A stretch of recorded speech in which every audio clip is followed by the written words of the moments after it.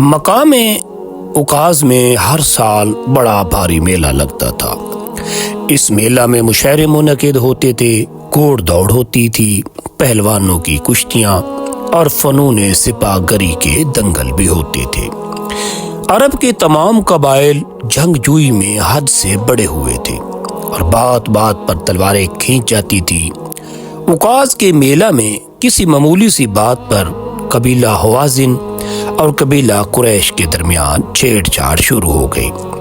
اول تو دونوں قبیلوں کے سمجھدار لوگوں نے بات کو بڑھنے نہ دیا اور معاملہ رفع دفع ہو گیا، لیکن شر پسند لوگ بھی ہر قوم میں بکثرت ہوا کرتے ہیں۔ نتیجہ یہ ہوا کہ معاملہ درست ہونے کے بعد پھر بگڑا اور جدال اور قتال کا بازار گرم ہوا۔ یہ لڑائی ماہ محرم میں ہوئی، اسی لیے اس جنگ کا نام جنگ فجار مشہور ہوا، کیونکہ اہل عرب کے عقیدہ کے موافق محرم الحرام میں لڑنا سخت گناہ کا کام تھا۔ اس مہینے میں جاری شدہ لڑائیاں بھی ملتوی ہو جاتی تھیں۔ یہ لڑائی 4 بڑی لڑائیوں کا ایک سلسلہ تھی اور ہر پہلی لڑائی سے دوسری لڑائی زیادہ سخت و شدید ہوتی تھی، کیونکہ قبیلہ حوازن کے ساتھ قبیلہ قیس اعلان کے دوسرے تمام قبائل اور قریش کے ساتھ کنانہ کے تمام قبائل یک بعد دیگرے شامل ہوتے گئے اور یہ لڑائی ترقی کر کے قبائل قیس اور قبائل کنانہ کی لڑائی بن گئی۔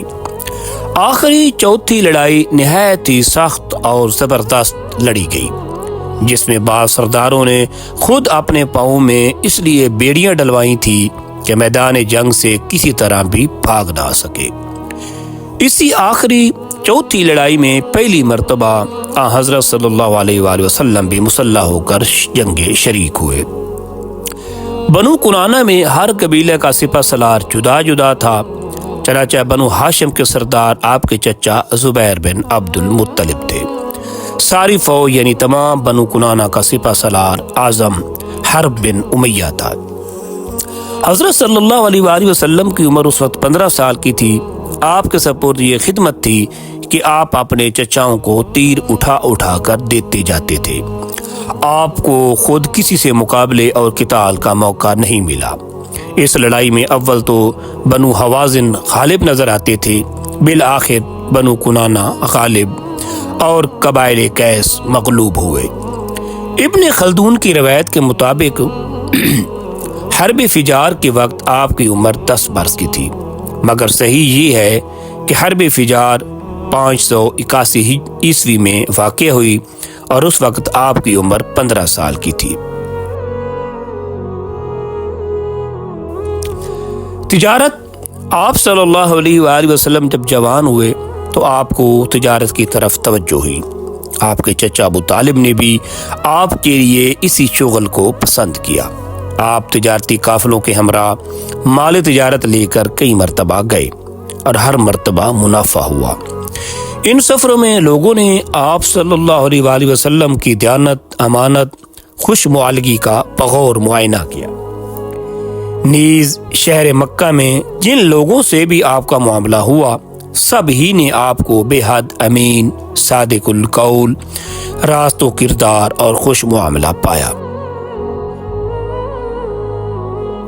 حضرت عبداللہ بن ابی الحمصہ ایک صحابی بیان کرتے ہیں کہ بعثت سے پہلے اسی زمانہ میں میں نے آپ صلی اللہ علیہ وآلہ وسلم کے ساتھ کوئی معاملہ کی بات کی۔ ابھی بات ختم نہ ہوئی تھی کہ مجھ کو کسی ضرورت سے دوسری طرف جانا پڑا اور جاتے ہوئے آپ سے کہہ گیا کہ آپ یہی ٹھہرے رہیں، میں ابھی واپس آ کر معاملہ ختم کر دوں گا۔ وہاں سے جدا ہو کر مجھ کو اپنا وعدہ یاد نہ رہا۔ جب تیسرے دن اس طرف کو گزرا تو دیکھا کہ آپ صلی اللہ علیہ وآلہ وسلم اسی جگہ کھڑے ہیں۔ آپ نے مجھ کو دیکھ کر صرف اسی قدر کہا کہ مجھ کو تم نے تکلیف و محنت میں ڈال دیا، میں اس وقت تک اسی جگہ تمہارے انتظار میں ہوں۔ اسی طرح حضرت صاحب رضی اللہ تعالیٰ عنہ ایک صحابی تھے، اور جب وہ ایمان لائے تو بعض لوگوں نے آپ صلی اللہ علیہ وآلہ وسلم کی خدمت میں ان کی تعریف بیان کی۔ آپ نے فرمایا کہ میں صاحب کو تم سے زیادہ جانتا ہوں۔